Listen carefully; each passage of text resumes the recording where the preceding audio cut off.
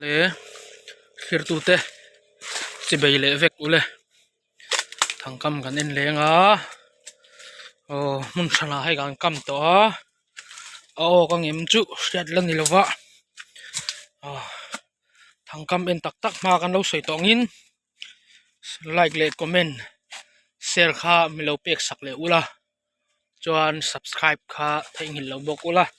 ti ha kan chale mol mol ni se thangkam kan en thun zom nga langa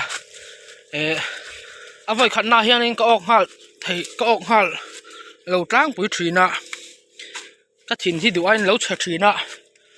pui thinang reng khop maya avoi khatna hian in thang ni thang thum vel an per lo hi chuanin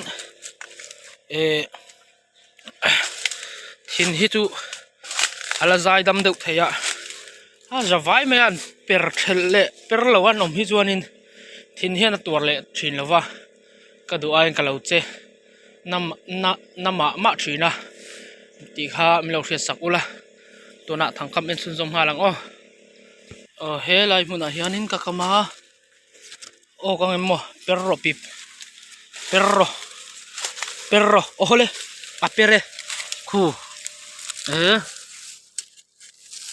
voi khatna ok hal pang ve hei avoi khatna per hala ok hal bok wa han zia patil tol le hal hei wa han nuam danga in le halang phurom to riu mai he lai nim pikara hen ka kam le avoi khatna an ok hal hi chon an nuam khop maya ok le te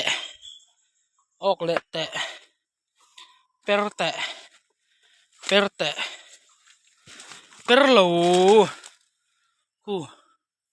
perlo tlat mai va poi karin rin nen mun danga in le halang helai hian ka kam le perang emmo perro per chuang lo afa mak ok lo tlat mai va nei om ve danga in le halang hilai hian in ka kam le en leng perte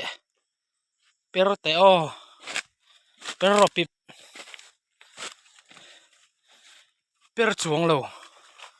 afa mak ngi mom zia le thinarim chole tan don tlat mai danga in le halang khilai hian ka kam le ok te khan ok ve te khonga in ok le te ok te per chuang lo afa mak nge moni om zia va ne om tan va da en le halang khu lai khwanin ka kama kang em ok ropip ok te hole per le hlo mai khu hey var le sar mai he azia tian pani kan ok le ta wa han nuam adanga an thun zom hal leng he lai muna hen ka kam le ok leng emmo perro pip aper ma se zu om lo afa ui om thin ka fa ngai ve hei lung alo ok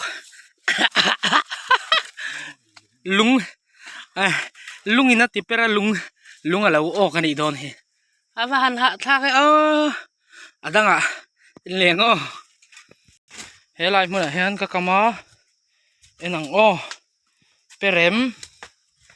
perlo na san hei ti hian na thel ten ka khuwa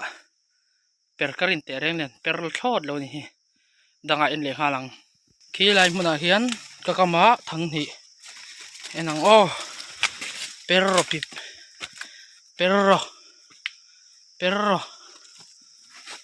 perlo ha thak heta hian mun danga in leng hi po lo per thel le to afa mak ve nge mom zia sala kam thale nga lang o hela hianin ka kam le a perro pip okro o lo per thel ha thak e hei atinge moni o ha da en ha lang o hela hian ka kam le a perro afa puai thak e ok thelo nghe mồm gì à da en le ha lang o khi lai a khen ka kama perte okro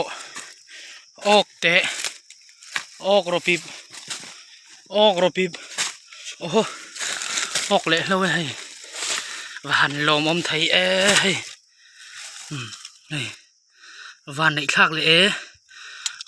có hậu cái rồng tiền lăng đô ni to pa khát thì chính khát thằng em thấy ni mấy xe hay tụ kinh riêng chỗ hay bắt hung có ốc về à căn lộ chăm hoa lâu hay chỗ bắt til tol nia hay po bắt til tol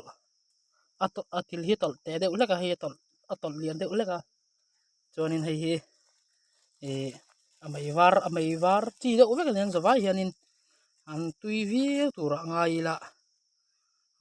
khát thì chính khá win lama kan thang en thei chu ni mai se ka video te atop thlenga min en sak tu zong chunga thin long takin lom thu kan soya video thar nen kanin hule vek don ya in zawa in ni man nom le vek kule